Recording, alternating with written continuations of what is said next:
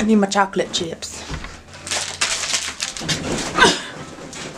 Hello, welcome back to my channel, or if you're new here, welcome to my channel. My name's Maddie.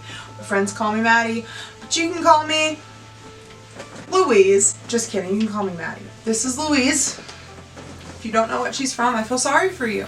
Today we're just gonna sit down and have a little chitty.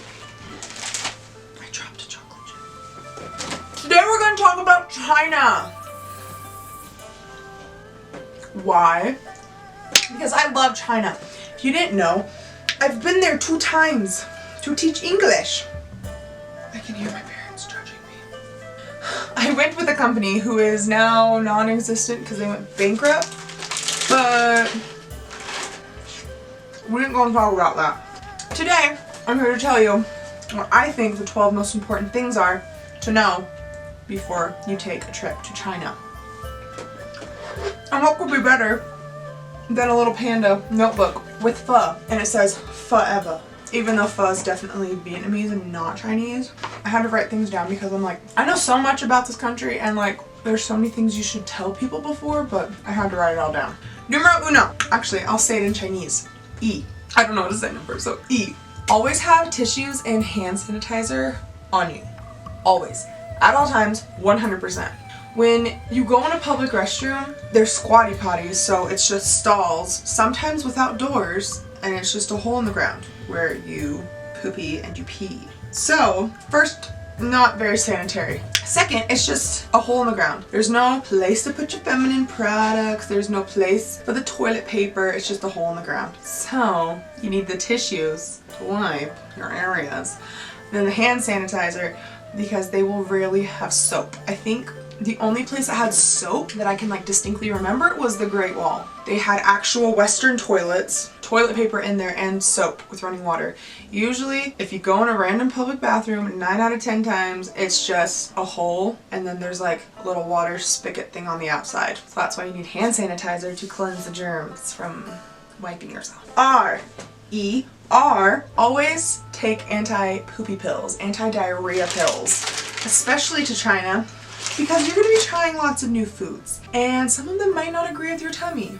But having anti-poopy pills is going to make your life way better in the long run. Even if you never have to use them, just having them in case, 100 times better just for that security. So talking about food, sun, eat our sun, always try new foods. If they put a big old fish with its eyeballs hanging out in front of you, just try it. All the weird foods that you would not normally try in the States are probably like the best things you'd eat in China. I've eaten fish eyes a handful of times. I've eaten duck blood, pig's ear, intestines. I've eaten genitals of male animals. I ate a live scorpion. Hopefully we can insert picture here. And that thing was crawling and I had to kill it in my mouth. And I ate a maggot. That thing was gross though. But like everything else, when would you ever try, this random part of an animal? You're in freaking China, just YOLO it. Like literally every day when I was trying food, I'm like YOLO, YOLO, YOLO. So just be adventurous with your food. Okay, number 4, eat our sun su. Learn how to haggle, or if you already know how to haggle, make sure you practice. Because China is full of very smart, sneaky, know what they're doing business people. Like everyone's a business person there, especially the people who run their own little shops down the street or in a market or in a mall. They're all very smart, sneaky business people, and they know how to get your money really well. So if you know how to haggle, practice before you go, but if you don't know, make sure you learn. Because I didn't learn before my first time and I was like terrified. I had my friends Summer and Sam on the sides of me and they're just, like all the people are just like talking and screaming at you like, come here, you want this price, blah, blah, blah. It's like, I don't know how to get the price down. I don't know how to argue per se this price down. But second time around, I was so good at it. You just have to be really confident and make sure you have a price in your mind that you don't want to go over. And if they won't budge, then you just go to the next place. Okay, number 5. E, R, sun, su, woo. Woo. Take a good camera. Whether that's your phone, if your phone has a good camera, or a Polaroid, or just like disposable ones, or like a big Canon like I do, just take a good camera because you're gonna be in such a culture shock when you're there. You're gonna want to remember it because when you first get there, it's like, okay, like this is brand new territory, and you want to remember that. In the moment, you're going to be like all in a blur, but if you're taking pictures, then you'll get to look back and be like, oh my gosh, that was so cool. Same with trying the foods. You're going to want to remember what that duck's blood looked like. It looks disgusting, but you're going to want to remember it. Take a good camera. Number 6. Bring good walking shoes. So even if you're going to be in China for a week or a month or a year, you're going to want to have good shoes because you're mostly going to be walking, biking, or taking the subway. And even with the subway, you have to walk to the subway, you have to walk from your place after you're off the subway, or you can take a Didi, which a Didi is like an Uber, but most of the time you're going to bike, walk, or take the subway. And if you don't have good shoes, which my first time I went, I had some friends, we went in the winter, and most of us brought like hiking boots or winter boots, but I had some friends who brought just sneakers, and the snow seeped inside their shoes, ruined their shoes, and after like a week, my first time I went there for 5 weeks, so after a week, some of my friends like didn't have shoes because they weren't good. So if you're gonna go in the winter time, make sure you bring like good winter boots or hiking boots. If you're gonna go in the summer, make sure you bring like really nice tennis shoes. They don't have to be expensive, but like really good ones that'll last a long time. Or Chacos. I took my Chacos, those things lasted forever. I walked the Great Wall in those suckers. So take good shoes. Number 7. Bring Tide Pods and rope. Okay, this is not a murder scene. We're not gonna poison someone and then hang them. No. Those are for cleaning your clothes, because unless you're going to stay with a family or stay at a really nice hotel that has the amenities of having a washer and a dryer, which 90% of the country does not have that, you need to bring stuff to clean your clothes and to dry your clothes. So Tide Pods are the easiest way, I think, to wash your clothes. I had some friends on my first trip bring like bars of soap. Then you have to scrub all your clothes with the soap. The Tide Pods you just put in the sink because they don't really have tubs anywhere. It's just a shower. So you could wash your clothes in the shower. I did that a couple times. Like when I was in the shower, after I was done, I just washed my clothes in it. Save water. But with the Tide Pods, you just throw it in the sink. It dissolves. You put your clothes in. You do a little scrub, mix around, you know. If it's a shirt, wash the pits. If it's pants, wash the crotch. And then wring it out, and then you hang it on the rope. And the best thing to do is after your day of exploring, of teaching, of walking, of hiking, of whatever you're doing that day, do it that night so then they can dry overnight. They probably won't be dry for a good 24 hours, but that's the best time to do it, is after a day. Do it at night so then it has that a full night and then the full day. 8. Humidity is the ultimate B word in the summertime. It's hot in the summer and it's cold in the winter, just like it would be anywhere else. But China, the humidity is unreal. I've experienced Midwest summers. Iowa, Nebraska, I've experienced summers in Texas, and yes, those are all, I don't like to say wet heat because that just sounds disgusting. Wet heat. But the humidity is very strong in those places. Not Texas, but Nebraska and Iowa. But China, especially being there for 2 months, my second time I was there for 2 months and it was July and August. Oh my gosh. Hopefully I can put pictures to show you what my legs look like, because me and my friend Eva would go out. We went to this one teaching camp and it was out in the middle of like the boony forest in Beijing. And we had to walk like a half a mile to breakfast and then half a mile back, and then same thing for lunch and dinner. By the time we walked to our meal place, our legs would just be dripping. Like, you couldn't wear white because it would stain yellow. You couldn't wear gray because it would be black with your sweat stain. Oh my gosh. Humidity is a beast. So just make sure you bring extra clothes if you're going in the summer and you have plenty of deodorant because the humidity, oh my gosh, awful. Number 9. The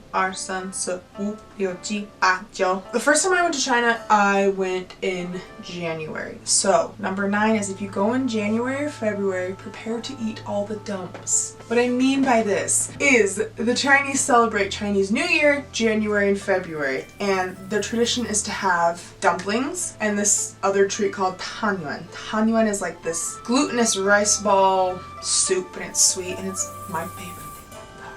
But you will eat dumplings so flippin' much because it's like the pride and joy of China during New Year's. And especially since I went with a company where you go have homestays, so I went and stayed with families with my students. The amount of times I made dumplings and ate dumplings was insane. So make sure you just get accustomed to the taste. If you're not a big fan of them, I'm sorry, I don't know what to tell you, because if a little old grandma that's like 102 years old is like, oh, is giving you dumplings and you like don't eat them, Not saying that like that's mean, but like low-key mean. So like if you're not a fan, just like eat like one and then just pig out on all the other foods they have. But if you're going in January, February, get used to eating dumplings because you'll eat a ton. Number 10, eat arsan su wu liu chi pa jo shirt. Before you go, make sure you buy adapters for anything you plug in the wall. Your phone, your camera, if you're taking a straightener, a curling iron, a blow dryer, anything you need to plug into an outlet, make sure you buy the adapters because our little outlets here in America are like the dash, dash, dash. There's the 3 dashes. In China, they are different. So all your plugins will not work in their outlets in China. So you need to make sure you go to Walmart, Target, they have them everywhere and they're pretty cheap. Make sure you get the one specifically for China because all over the world, they have different outlets. And so you make sure you get the one specifically for China and then you'll be able to use all of your electronics. Number 11, I only know how to count to Chinese. Oh my gosh, I only know how to count in Chinese. I can only count to 10 in Chinese, so I don't know 11 or 12. The 11th thing I think is important is to keep your phone, your wallet, your bag, fanny pack, backpacks are usually supposed to be on your back, but if you're out and about in public and crowded places, I'd move your backpack to the front. All for safety precautions. China is a very safe country overall, and there's cops everywhere. There's very low crime because of their government and their different things. So the crime rate's very low, but oftentimes when I was out in crowded places, busy streets, parks, restaurants, shopping malls, markets, anything like that, I had like 2 or 3 times a cop, one of the policemen come up to me, start talking to me, and I was like, I don't know, and I know how to say I don't understand in Chinese, so I just kept saying that. And then they'd point to like my phone in my back pocket or my purse hanging over here or my fanny pack if it was over here, and they'd like point to my front. And I asked my interpreter what they were meaning, and she just said, just for safety measures, keep everything in the front. Your phone should be in the front, your wallet should be in the front. If you don't have pockets, stick it in your shirt, stick it in wherever you can. But again, with backpacks, try to keep them in the front. Keep your purses in front because, again, the crime rate's low, but apparently there's pickpocketers and little sly dogs who come up behind and just grab stuff. Because it's such a crowded place, you're not going to know who did it and you're not probably going to feel it if you're in all the hustle and bustle. Okay, number 12. This is for the ladies.